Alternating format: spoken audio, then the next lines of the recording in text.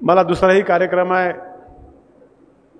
पाहुण्याची परवानगी घेतली आणि आपलीही परवानगी घेतो. आपल्याला शुभेच्छा द्यावं, आपल्यामध्ये यावं, आपलंही समजून घ्यावं म्हणून मी या ठिकाणी आलो. पाशाभाई आमचे मित्र आहेत. अनेक वर्षापासून त्यांनी शेतकऱ्याची चळवळ चालू केली आणि ते करत करत आता या उद्योग क्षेत्रामध्ये आले आणि अतिशय समाधान वाटलं मला. अनेक वर्षापासून येतोय मी इथं. बऱ्याच ठिकाणी याच्याबद्दलची मीही माहिती सांगितली. मला एकानं म्हणलं की तुमची काही पार्टनरशिप आहे का? कारण आज आपल्याला या जगाला आणि देशाला वाचवायचं असेल, आता पर्यावरणावर खूप आपलं नुकसान करत आहे.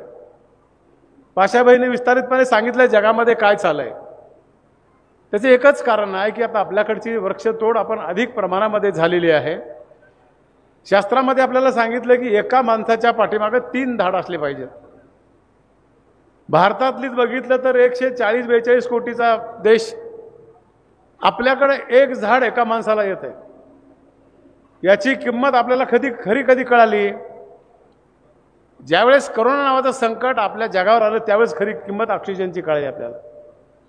लोकांचे फोन यायचे, हॉस्पिटल उभं राहायचे नाहीत, रिकामे राहायचे नाहीत, बेड मिळायचे नाहीत, बेड मिळाले तर ऑक्सिजन भेटायचं नाही. त्यावेळेस ऑक्सिजनची किंमत आपल्याला खरी कळाली. तरी पण अजूनही पाहिजे तेवढे आपल्यामध्ये जागरूकता आलेली दिसत नाही, येईल टप्प्याटप्प्यानं. म्हणून या ठिकाणी शेतकऱ्यांनी ऊस बी लावावा. पाशाभाई म्हणते ते सगळं ऐकू नका, माझंही काय ऐका. कारण 12 महिने आपला व्यवहार कसा चालायचा? काही सोयाबीन बी लावा आणि थोडं बहुत आपण हे पाशाभाईचा बांबू देखील लावा.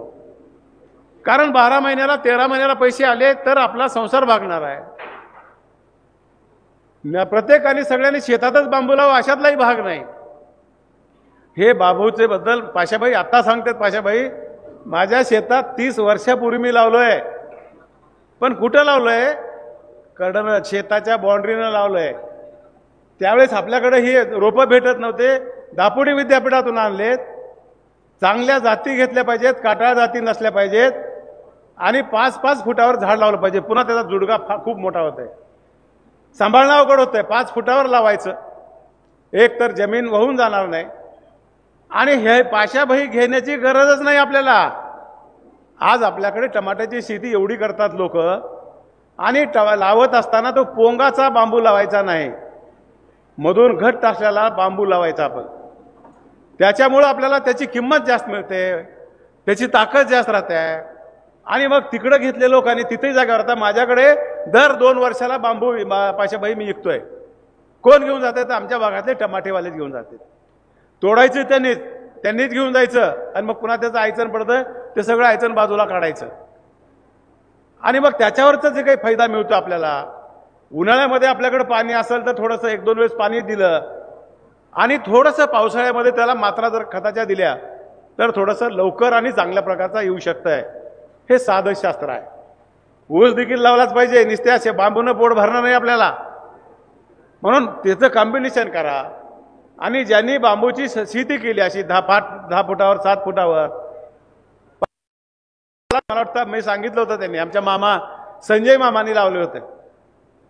ड्रीपवर 20 एकरचा बांबू लावला होता. आमदार आहेत आमच्या माड्याचे, माजी आमदार.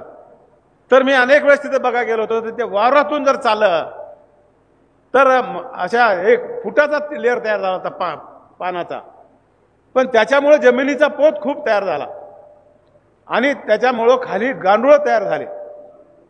शेतीला काही आपल्याला मोठी शेती असेल त्या लोकांनी असंही काही करावं, फेऱ्याखाली करावं, काही अशी जमीन करावं, काही तशी करावं आणि त्याच्यामधून आपल्याला दुसरे पिकं घेता येतील. मका घेता येईल, बटाटा घेता येईल, ऊस घेता येणार नाही कारण ऊस आणि ह्याची जात एकच आहे. त्याचा बी जाळवा नेताही जाळवा आहे. अशा प्रकारच्या चांगल्या जाती, ज्या जातीमधून त्याची वाढ चांगली होणार आहे, त्याला बाजारामध्ये किंमत आहे. पाशाभाईने तर असा उद्योग केला आहे की प्रोडक्शन बी आपणच केलं आहे आणि त्याच्यामधून जो होणारा माल आहे, जे आज आपल्याला खुर्ची येतात, आमच्या इथं बसलेली खुर्ची आहे, टेबल आहेत, ब्रश आहेत, घड्याळ आहेत, चष्मा आहे. आत्ता मला दिलेली पाशाभाईनी शाल हे बांबूची आहे. पाशाभाईकडे बघितलं तर त्यांच्याकडे घड्याळ ते बांबूची आहे. एवढे मोठे आयटम आपल्याला निघतात आणि ज्याच्यामुळं पर्यावरणाचं आपलं रक्षण होणार आहे. पर्यावरणाला आपल्याला जपावं लागणार आहे. त्याच्यासाठी निसर्गाच्या सोबत आपण राहायला पाहिजे. आपले बापदादा आपल्यापेक्षा खूप हुशार होते. आपण विज्ञानाने प्रगती केली का तर केली, असं नाही म्हणत नाही, पण शास्त्रोक्त पद्धतीने शेती जर कोण करत असते तर आपले बापदादा. त्यांनी बाजारातून बियाणं कधीच घेतलं नाही, घरचंच बियाणं चांगलं चांगलं काढायचे आणि मग ते पेरणीच्या वेळेस काढायचे ना. शेती कशी करायची? आज आपण यांत्रिकीकरणामुळे आमचं काही नुकसान झाले, धोका झालाय. ट्रॅक्टर आले, हार्वेस्टर आले, लगेच. अगोदर 12 महिने शेतीकडे कुणी जात नाही आता. मग पेरणी, आभाळ आलं, मे महिन्यात एंड आला की लगेच ट्रॅक्टर पुढे, लगेच पाळी आणि लगेच पेरणी. नाही होणार तसं. तुम्हाला शेती करायची आहे तर तुम्हाला आता हस्तामध्ये ह्या महिन्यामध्ये, पुस महिन्यामध्ये शेती नांगरूनच टाकावं लागेल. त्याच्याशिवाय जमीन तुमची धोप तयार होणार नाही, तापणार नाही. आणि म्हणून त्यांनी पाडव्यालाच पाळी घालायचे. का घालायचे? तर ते 4 महिने जमीन तळते. अशा प्रकारचं शास्त्रयुक्त शेती त्या लोकांनी केली.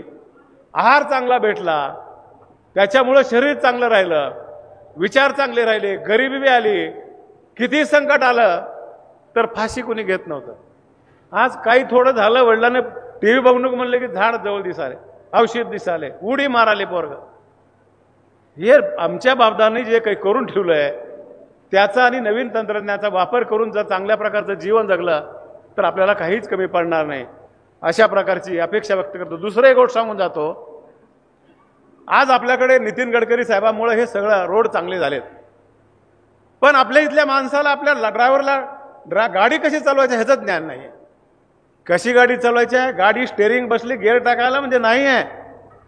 पूर्ण त्याला रोडवरची माहिती असली पाहिजे. कर्विंग म्हणजे काय, ब्रिज आला तर कसं करायचं आहे, डोळे ब्लँड आहेत तर त्याला परवानगी नाही. बरेच लोक म्हणतात त्या सिव्हिल सर्जनला सांगा सर्टिफिकेट द्यायला.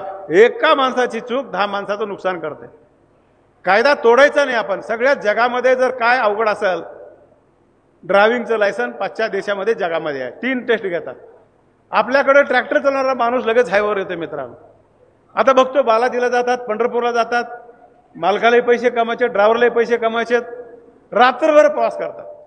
का? कारण तर लॉजला गेलं तर पैसे जास्त लागतील. कमी पैशाच्या लॉजवर राहा, मंदिरात राहा, आश्रम शाळेमध्ये, तिथं बऱ्याच आहे शाळा आपल्या देवालयामध्ये बांधल्यात. पण आपलं मिनिमम जीवन जगत असताना मिनिमम रिस्क हातात घेतली पाहिजे. आपण 8 तासच गाडी चालवलं पाहिजे. ड्रायव्हरचं फिजिकल फिटनेस, त्याचं मेंटल, हे सगळं व्यवस्थित असलं पाहिजे. आता तर हायवे एवढे रोड आहेत, चांगले रोड केलेत, आपल्याची गाडीची कंडिशन माहिती नाही, ब्रेक किती लागणार आहे माहिती नाही, वायफर चालू आहे का माहिती नाही, बल्बाची देखरेख करत नाही, आणि मग गाड्या मात्र चालवत राहतो. साईड बी देतो. बघा आपल्याकडे साईड देणारा बी देतोय. साईड दिल्यावर शास्त्र काय सांगतं की आपल्या गाडीचं स्पीड कमी करावं आणि दुसऱ्याला थोडंसं जाऊ द्यावं. इकडं साईड बी देतो आणि आपली बी गाडी जोरात चालवतो. कशी साईड भेटेल सांगा? छोट्या छोट्या गोष्टीत त्याचं शिक्षण कुठं आहे? तर आमच्या पाशाबाईकडे इथं आहे. गाडी चालवायला आली म्हणजे तो ड्रायव्हर नाही आहे. प्राथमिक ज्ञान त्याला असलं पाहिजे. बास पंप चाललाय का, काही वायर निघाले का, आणि त्याची इथं ट्रेनिंग तुम्हाला दिली जाईल. आता हे भविष्यामध्ये होणार आहे, त्याशिवाय पर्याय नाही. सरकारला रोड चांगले केले तर आम्हाला दुसरंच काम लागलं. अपघाताचं प्रमाण जास्त झालंय. प्रत्येक तालुक्याला ट्रॉमा केअर सेंटर करावंच लागेल. अपघात तर होणार नाही, पण आपण जीवन जगत असताना मिनिमम रिस्कमध्ये घेऊन आपण काम केलं पाहिजे. आणि म्हणून ह्या बांबू लागवडीसाठी करा. आता सांगितलं पाशाबाईनं, आमच्या इथेनॉलला देखील लागतं. ग्रीन ब्रेसला तर आता खूप दर चांगले आहेत, पण त्याला कोणता बांबू लागणार आहे? जो चांगला आहे, मधूर भरलेला आहे, तो बांबू लागणार आहे मला. आणि त्याचेही रेट जास्त आहेत. मक्यापासून आता तयार करतोय, म्हणजे आहे त्या इथेनॉलमध्ये, डिस्लरीमध्ये लगेच तुम्हाला इथेनॉल होणार नाही. BHB काढा, CE खावा, काय काढायचे, RS काढा, त्याच्यासाठी मशिनरी आपल्याला वेगळी बसवावं लागेल. हे सगळं नवीन तंत्रज्ञानाचा वापर केला पाहिजे. आणि टिश्यू कल्चर हीच जात वापरली पाहिजे. तुम्हाला उत्पादन जर जास्त घ्यायचं असेल तर जास्तीत जास्त. मला गोगावले साहेब फेडरेशनचं मला चेअरमन केलं. सगळ्या अधिकाऱ्याला बोलून घेतलं, आमच्याकडे जमीन खूप आहेत, आणि सगळ्याला सांगितलं की अशा प्रकारची जिथं व्हरायटी मिळते तिथं बांबूची घ्या, आणि संरक्षण भिंत म्हणून आपल्याला तिथं देखील बांबूचे उपयोग करता येईल. अशाही प्रकारचं करावं. आणि मग गोगावले साहेब आपल्याला त्याच्यासाठी पैसे द्यायला तयार आहेत. एक सूचना, सरकारमध्ये आम्हीच आहोत, पण आपल्या सरकारला काही सूचना करायचा आमचा बी अधिकार आहे की या शेतीवर जे काही लोक काम करतात, मजुरी, त्या लोकांचे काम करून त्यांना शेतीवरच जर लावलं गोगावले साहेब, त्याला कायद्यामध्ये रूपांतर करावं लागेल. त्याला तुम्हाला मंत्रिमंडळ, तुम्हाला अधिवेशनामध्ये विषय आणावा लागेल, विधेयक आणावं लागेल, पण सुरुवात तर तुम्ही करा. मी त्या ह्याच्यावर देखील मध्ये बोललो होतो. कशावर? तुमचा चंदनाच्या विषयावर पाशाबाई. मागं किती लोकांनी बोलले होते, त्यात अनेक लोकांनी बोलले, तर माझा विषय वेगळा होता. किंवा चंदन हा आमच्या शेतात पारंपरिक पद्धतीने, माझ्या शेतात देखील वर्षाला 1 लाखाचं चंदन माझ्याकडे विक्री केलं जाते. पण ती विक्री करायची परवानगी नाही आम्हाला. आणि मग ते विक्री करायची परवानगी आम्ही सभागृहात सांगितलं, आपण ज्या गोष्टीमुळे आमच्या समाजाचं नुकसान होतंय त्याला मला जाहिरात देऊन आपण त्याला विक्रीची परवानगी देतो. आज या चंदनापासून प्रॉडक्ट जे तयार होणार आहेत, काय तयार होत आहे? एक तर चंदनाची गळ्यात घालायची पांडुरंगाची माळ तयार होते, त्याच्यापासून निघालेला गंध आपण कपाळाला लावतो, त्याच्यापासून अगरबत्ती, साबण, म्हणजे एकही प्रॉडक्ट त्याच्यापासून आपल्या माणसाच्या हानिकारक नाही आहे. मग त्याला बंदी कशासाठी? हा माझा सरकारचा प्रश्न होता. आपला प्रश्न नाही, तो इथला नाही, केंद्राकडे आम्ही फाईल पाठवल्या. त्यावेळेस स्वर्गीय पतंगराव कदम साहेब होते, त्यावेळेस हा विषय मी मांडला होता. मग तो जर आम्हाला बाजारात जर आम्ही चंदन विकायचे म्हणून बातमी दिली किंवा व्यापाराला कळवलं तर त्याचं ऑक्शन घेतलं जाईल आणि मग दोघांमध्ये भाव वाढला तर आम्हाला 4 पैसे भेटतील. आज आमची काय परिस्थिती आहे? चंदन जर आम्ही त्या माणसाला दाखवलं, त्याच्या संग सौदाच करावं, त्या करा, नाही सौदा केला तर उद्या राहतच नाही सकाळी. याच्यामध्ये देखील आम्हाला सरकार म्हणून ह्या गोष्टी विचार कराव्या लागतात. म्हणून आम्हाला गोगावले साहेबाला, आपण सरकारमध्ये आहोत, आता जे शेतावर आमच्या काम करतात लोक, त्यांना EGS मधून काम करायचं, त्यांची हजेरी तिथे घ्यावी आणि थोडीशी आपल्या शेतकऱ्याला मदत होईल, असा छोटासा एक माझा विचार आहे. आणि आपणच आमच्या सरकारचे आहोत. हे जर पटलं सगळं, त्याच्यावर कमिटी बसवा, अजून अभ्यास करा आणि योग्य असलं तर हे विषय चांगला तुम्हाला देतो. आपण माझ्या जिल्ह्यामध्ये आल्याबद्दल माझ्या दोन्ही मित्राचं खास करून आभार मानतो. मंत्री असेच असले पाहिजेत. विचारलं कुठं थांबलेत मंत्री, ते म्हणले की जिथं जायचे तिथंच थांबलेत. तुमचं स्वागत करतो आणि सलाम करतो तुम्हाला. अशाच माणसाची गरज आहे. रेस्ट हाऊसवर सापडलेल्या मंत्र्याची त्यांच्याकडून काही फार बरं होत नाही, पहिला मुद्दा. म्हणून खातं जे दिलंय आमच्या लोकांनी ते योग्य माणसाकडे दिलंय. ह्या खात्याला गोगावले साहेब तुम्ही न्याय देताल अशा प्रकारची अपेक्षा व्यक्त करतो आणि तुमच्या हातून चांगलं काम व्हावं अशी परमेश्वराला प्रार्थना करतो.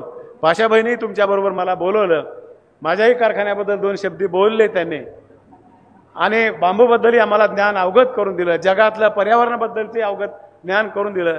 त्याबद्दल त्यांचे आभार मानतो. पाशाबाई, माझा मुंबईमध्ये प्लॉट आहे, माझी 25व्या मजल्यावर माझं घर आहे, माझ्या घराला काही होत नाही, मी काही विकत नाही. हे तुमच्या प्रश्नाचं उत्तर माझं. पण असं काही घाबरून येणार आहे, पण नशिबात आहे, त्याला भ्यायचं नाही आम्हाला. मृत्यू कुठं आहे? परमेश्वरानं ठरवला आहे. एक मृत्यूवरची अशोकाला गोष्ट सांगतो. एक पाशाभाई सारखंच माणूस होता, त्याची इच्छा होती की काशीमध्ये मरावं, आपल्याकडे पवित्र स्थान होतं. त्यांनी सांगितलं आता मुलं बाळं झालेत, नातू झालेत, परिस्थिती चांगली झाली, माझ्यामुळं काही रुकणार नाही. काशीमध्ये गेलं त्यानं. किती वर्ष राहावं? 10 वर्ष काशीत राहिलं, मरणा काही गेलंच ते, मेलच नाही पाशाबाई. शेवटी पोराच्या पोराला नातू झाला. पुन्हा म्हणला की आता मी काय करतो, नाताला नातू म्हणजे पंजोबा झालाय, त्याचं तोंड बघून येतो म्हणून गावाकडे गेला आणि गावाकडे गेल्याबरोबर मेलं. पोरं त्याच्यापेक्षा हुशार होते. ह्याची इच्छा होती की काशीला मारायचं, म्हणून पुन्हा काशीला जाऊन त्याचा अंत्यविधी केला. तसं कुठं मारायचं ते ठरलेलं आहे, त्याला भ्यायचं नाही. ह्या परिस्थितीमध्ये आपल्याला चांगलं काम करायचं आहे, बांबू लावायचे, तुमच्या फॅक्टरीला बांबू द्यायचे, समाजाचा मला भरं करायचं आहे. एवढंच या निमित्तानं सांगतो आणि माझे 2 शब्द संपवतो. जय हिंद, जय महाराज. धन्यवाद साहेब. एकदा जोरदार टाळ्या साहेबांसाठी झाल्या पाहिजेत. मी साहेबांना विनंती करणार आहे, केवळ आपण 4 शेतकऱ्यांचा प्रातिनिधिक स्वरूपामध्ये या ठिकाणी सन्मान करणार आहोत. मी बाबासाहेब पाटील साहेबांना विनंती करतो की आपण 1 मिनिटासाठी मंचावरती थांबावं. या ठिकाणी